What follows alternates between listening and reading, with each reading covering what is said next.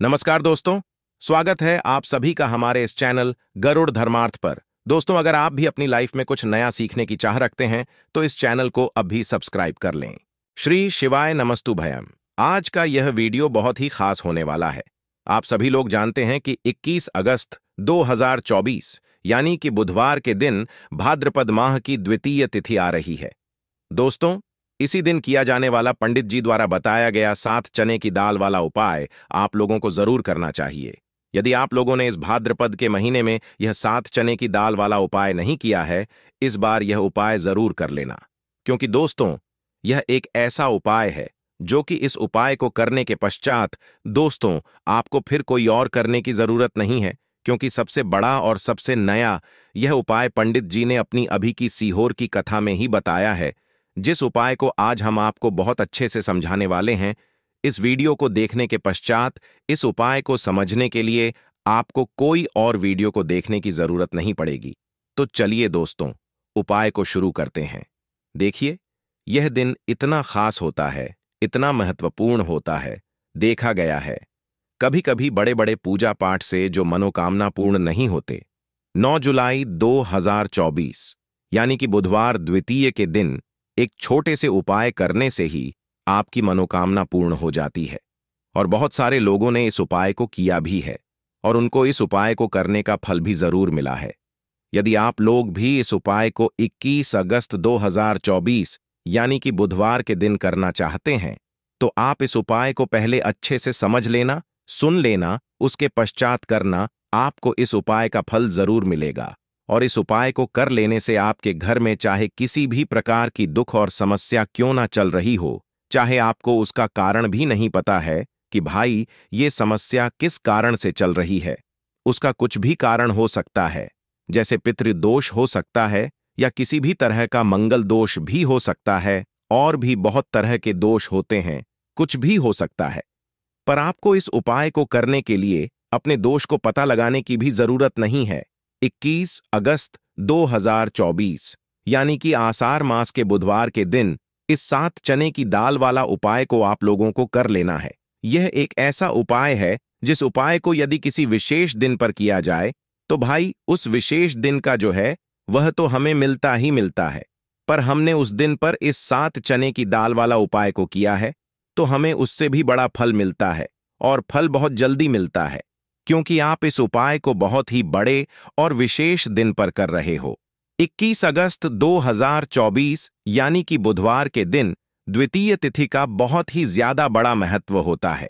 इसीलिए दोस्तों, आज की इस वीडियो में हम आप लोगों को 7 चने की दाल वाला उपाय समझाएंगे, जिस उपाय को करने से यदि आपकी किसी भी प्रकार की मनोकामना है, किसी भी प्रकार की परेशानी है, सबसे ज्यादा समस्याएं आपके जीवन में ही हैं, यदि आपको धन प्राप्ति नहीं हो पा रहा है, रुपए पैसे की आपके घर में दिक्कत परेशानियां चलती चली आ रही हैं, आपका व्यापार, आपकी नौकरी यदि अच्छे से नहीं चल रहे हैं, जिसकी वजह से घर में लगातार आर्थिक समस्याएं बनी रहती हैं, घर का कोई ना कोई सदस्य यदि बीमार रहता है, आपस में एक दूसरे से लड़ाई झगड़ा होता रहता है, किसी की यदि बनती नहीं है, तो पूज्य गुरु जी ने है कि जब आपके जीवन में ऐसी परिस्थितियां आ जाएं कि आप एक एक रुपए खर्च करने से पहले कई कई बार सोचने लगे हो, आपको धन प्राप्ति यदि नहीं हो पा रहा हो, तो आपको सिर्फ और सिर्फ एक सफेद फूल से शिवलिंग के सामने एक ऐसा विशेष उपाय करना है जो आपकी इन सारी समस्याओं को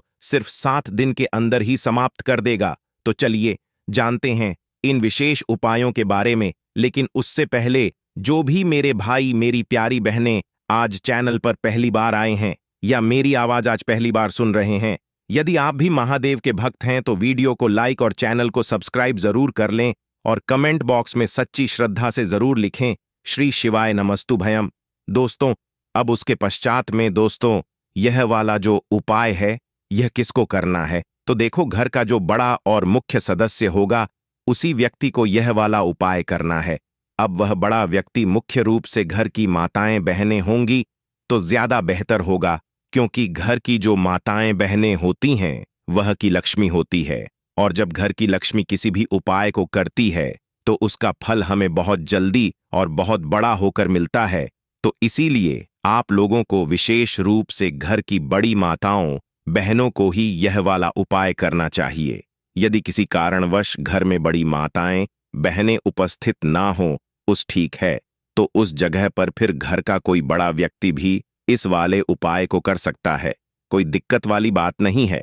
इस उपाय को घर के सभी सदस्य को करने की जरूरत नहीं है। घर में से कोई एक सदस्य ही यदि इस उपाय को करेगा तो उसके पूरे घर को इस उपाय को करने का फल मिल जाएगा, और जितने प्रकार की समस्याएं आपके जीवन में चल रही होंगी वह धीरे धीरे करके दूर होना शुरू हो जाएंगी। तो ध्यान रखिएगा, घर में से कोई एक ही बड़ा और मुख्य सदस्य ही इस वाले उपाय को करें।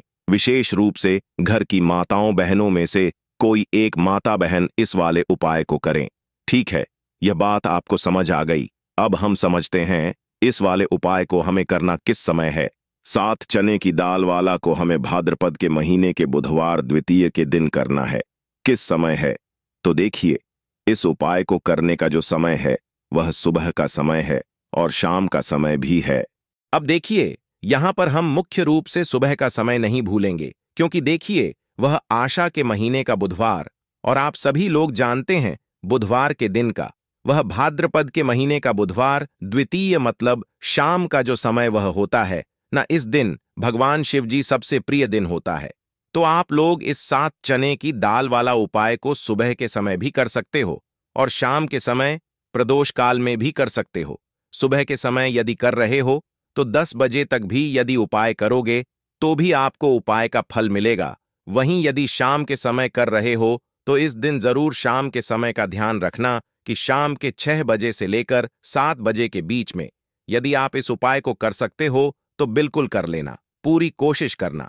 पर यह बात आपको आ गई कि आप इस उपाय को सुबह और शाम दोनों समय कर सकते हो। मतलब करना आपको एक ही समय है।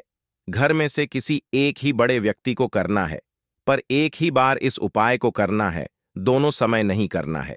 आपको जो समय अच्छा लगे आप उस समय पर इस वाले उपाय को कर सकते हैं। यह उपाय आपके जीवन में धन धान्य की वृद्धि करेंगे, साथ ही साथ आप में तेज की वृद्धि भी करेंगे। यदि आप अपने व्यापार में या नौकरी में किसी का वर्ष यदि रुके हुए हैं, आपको सफलता प्राप्त नहीं हो पा रही है, तो आप सफल भी होंगे और साथ ही साथ आपकी सारी समस्याओं और संकटों का अंत भी होने वाला है। चलिए जानते हैं पूज्य गुरु जी द्वारा बताए गए सबसे पहले और सबसे खास उपाय के बारे में। इस उपाय के लिए आपको सबसे पहले जरूरत पड़ेगी एक लोटे जल की लौटा। आप तांबे का ले लीजिएगा और जल आपको अपने किचन से लेना है। फिर इसी के साथ साथ आपको सिर्फ 1-2 गुड़ के टुकड़े ले लेने हैं। छोटे छोटे गुड़ के टुकड़े आप ले लीजिएगा।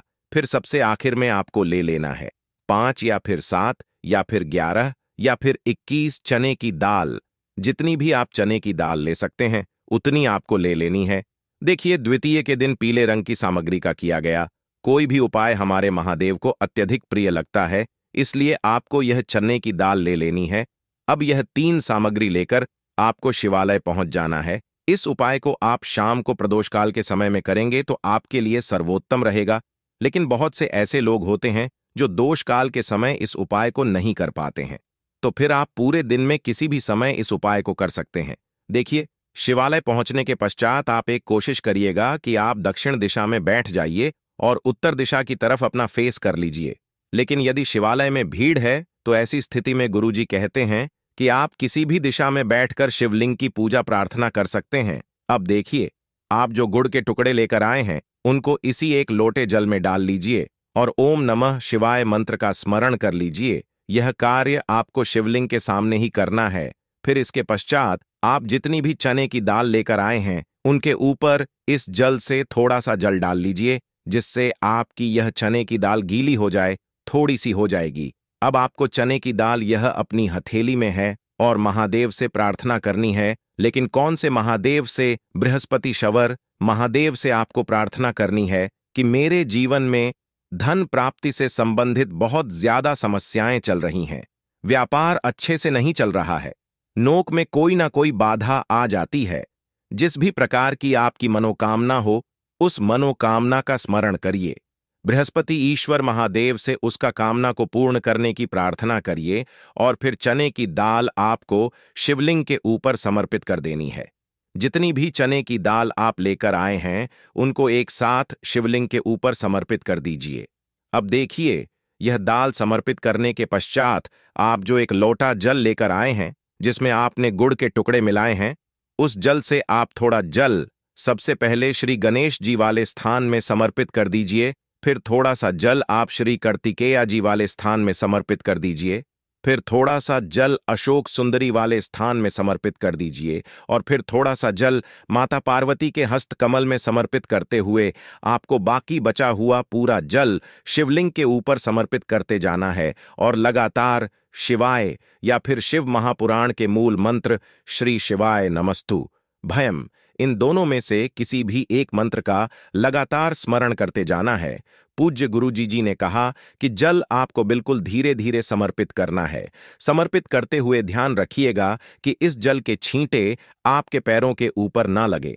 फिर उसके पश्चात वहीं शिवलिंग के सामने बैठकर बृहस्पति शवर महादेव से प्रार्थना करते हुए आपको वापस अपने घर आ जाना है।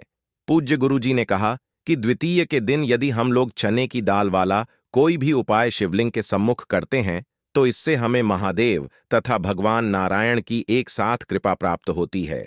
तो दोस्तों, ये कुछ उपाय आप जरूर करिएगा। आप जानते हैं गुरुजी द्वारा बताए गए दूसरे खास उपाय के बारे में। यह उपाय भी आपकी मनोकामना को पूर्ण करने के लिए है। इस उपाय के लिए भी आपको एक लोटा जल ले लेना है। साथ ही साथ आपको एक बेलपत्र ले लेनी है। यदि आपके पास बेलपत्र नहीं है तो शिवलिंग के ऊपर छड़ी हुई बेलपत्र को उठाकर जल से शुद्ध करके फिर आप उसका भी इस्तेमाल कर सकते हैं। बस आपको सदैव ध्यान रखना होता है कि यह पत्र कहीं से भी कटी फटी नहीं होनी चाहिए। फिर सबसे आखिर में आपको थोड़ा सा शहद ले लेना है। थोड़ा सा 2-4 बूंद आप शहद ले लीजिए और अब यह सारी सामग्री लेकर आपको शिवालय पहुंच जाना है। इस उपाय को भी आप पूरे दिन में किसी भी समय कर सकते हैं। देखिए, यह उपाय भी आपकी मनोकामना को परिपूर्ण करने के लिए है, धन प्राप्ति के लिए है, व्यापार के लिए है, नौकरी के लिए है, कोई भी विशेष मनोकामना है तो उसको पूर्ण करने के लिए। अब देखिए, शिवालय पहुंचने के पश्चात सबसे पहले आप जो एक बेलपत्र लेकर आए हैं, बेलपत्र की तीनों पत्तियां जिस स्थान पर जुड़ी रहती हैं उसी स्थान पर आपको यह शहद लगा देना है। 1 बूंद शहद या 2 बूंद शहद जो आप लेकर आए हैं उसको अपनी अनामिका उंगली में लगाइए और इस शहद को आप बेलपत्र की जो तीनों पत्तियां होती हैं उस तीनों पत्तियों का जो मिलन बिंदु होता है, जहां पर तीनों पत्तियां मिलती हैं, उस स्थान पर आपको यह थोड़ा सा शहद लगा देना है। यहां पर आपको शहद लगा देना है और फिर स्थान पर आपको पकड़ लेना है। जिस स्थान पर आपने शहद लगाया है उसी स्थान पर आप पकड़ लीजिए और इस बेलपत्र को आप शिवलिंग के ऊपर समर्पित कर दीजिए। आपकी जो भी मनोकामना है उस मनोकामना का स्मरण करिए, महादेव से उस मनोकामना को पूर्ण करने की प्रार्थना करिए और फिर यह बेलपत्र आपको शिवलिंग के ऊपर समर्पित कर देनी है। ध्यान रखिएगा, बेलपत्र की जो चिकनी साइड का हिस्सा है वह शिवलिंग में टच करेगा और बेल की डंडी जलाधारी की तरफ रहेगी। इसके पश्चात आप जो एक लोटा जल लेकर आए हैं उसको धीरे धीरे इसी बेलपत्र के ऊपर समर्पित करते जाइए और लगातार ओम नमः शिवाय या फिर श्री शिवाय नमस्तु भयम, इन दोनों में से कि किसी भी एक मंत्र का स्मरण करते जाइए। पूज्य गुरु जी ने कहा कि जल आपको इतने धीरे समर्पित करना है कि जल समर्पित करते हुए आप कम से कम 11 बार ओम नमः शिवाय का स्मरण जरूर कर लें। फिर इसके पश्चात जो जलाधारी से जल नीचे गिर रहा है उसको तो थोड़ा सा अपनी हथेली में लीजिए और अपनी दोनों नेत्रों के ऊपर यानी अपनी दोनों आंखों के ऊपर इस जल को लगा लीजिए। गुरुजी कहते हैं कि द्वितीय के दिन किए जाने वाला यह उपाय आपके सोए हुए भाग्य को चमकाने के लिए है, आपकी रूठी हुई किस्मत को बदलने के लिए है। इसलिए इस द्वितीय के दिन आप इस उपाय को जरूर करिएगा। अब जानते हैं पूज्य गुरु जी द्वारा बताए गए, अब बात कर लेते हैं दूसरे उपाय की। यह उपाय भी आपकी किसी भी परेशानी से आपको बाहर निकालने के लिए है तथा आपको सफलता प्राप्त कराने के लिए है। इस उपाय के लिए आपको सिर्फ 2 सामग्री लेनी है। पहली तो आपको एक लोटा जल लेना है और दूसरा थोड़ा सा आपको पीला चंदन लेना है। पीले चंदन में थोड़ा सा जल मिला लीजिए और इसे एक लेप की तरह तैयार कर और यह दोनों सामग्री लेकर आपको शिवालय पहुंच जाना है। देखिए, शिवालय पहुंचने के पश्चात सबसे पहले आप जो चंदन लेकर आए हैं उस चंदन को अपनी अनामिका उंगली में लगाइए और सबसे पहले श्री गणेश जी वाले स्थान पर एक बिंदी यानी एक टिकी रख दीजिए। फिर दोबारा थोड़ा सा चंदन लगाइए और श्री कार्तिकेय जी वाले स्थान पर एक बिंदी यानी टीकी रख दीजिए।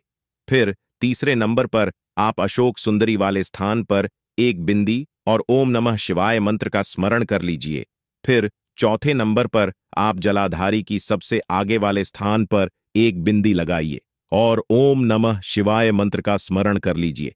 फिर पांचवें नंबर पर आप माता पार्वती के हस्तकमल में एक बिंदी लगाइए और ओम नमः शिवाय मंत्र का स्मरण कर लीजिए। फिर छठे नंबर पर आप शिवलिंग का जो पीछे वाला स्थान होता है जलाधारी के बिल्कुल ऑपोजिट साइड वाला, वहां पर एक बिंदी और ओम नमः शिवाय मंत्र का स्मरण कर लीजिए। और आपको एक बार केवल उंगली नहीं डुबो है चंदन में, बल्कि एक बार गणेश जी वाले स्थान पर लगाइए, फिर दोबारा उंगली चंदन में डुबोइए, फिर दूसरे स्थान पर लगाइए, फिर दोबारा चंदन में डुबोइए। हर बार आपको उंगली चंदन में डुबो है और फिर उसके पश्चात ही लगाना है। इसके पश्चात सबसे आखिर में आप शिवलिंग के ऊपर एक बिंदी लगा दीजिए और एयूएम नमः शिवाय मंत्र का स्मरण कर लीजिए। इन सातों स्थान पर को यह बिंदी लगाते हुए 7 बार ओम नमः शिवाय मंत्र का स्मरण कर लेना है। इसके पश्चात आप जो एक लोटा जल लेकर आए उसको धीरे धीरे समर्पित करते हुए ओम नमः शिवाय या श्री शिवाय नम शुभम मंत्र का स्मरण करिए। उसके पश्चात अपनी सफलता के लिए, अपनी मनोकामना के लिए महादेव से प्रार्थना कर लीजिए और फिर वापस अपने घर आ जाइए। पूज्य गुरुजी इन 3 उपायों में से कोई भी एक उपाय यदि कोई व्यक्ति द्वितीय में कर ले है तो उसकी बड़ी से बड़ी मनोकामना महादेव की कृपा से परिपूर्ण हो जाती है और उसको भी धन वैभव संपदा की प्राप्ति होती है।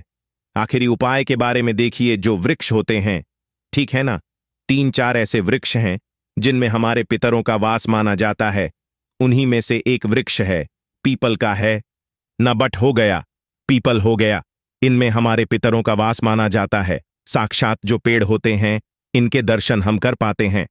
तो आपको करना क्या है, आपको एक लोटा जल लेना है, अपने घर का एक लोटा जल, उसके अंदर एक छुटकी काला तेल डालना है और एक आप यहां पर कोई भी सफेद मिठाई ले लीजिए। अब आपको क्या करना है, पीपल पेड़ के नीचे जाना है और ये जल पीपल के पेड़ को देना है और एक मिठाई वहां पर रखकर आना है अपने पितरों के लिए।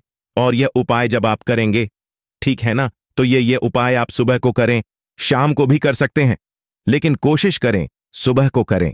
इससे क्या होगा कि आपके जो पी हैं वह आपसे इतना प्रसन्न हो जाएंगे, इतना ज्यादा प्रसन्न हो जाएंगे और इतना आशीर्वाद आपको देंगे कि कभी लौटकर आपके जीवन में निर्धनता और गरीबी नहीं आएगी।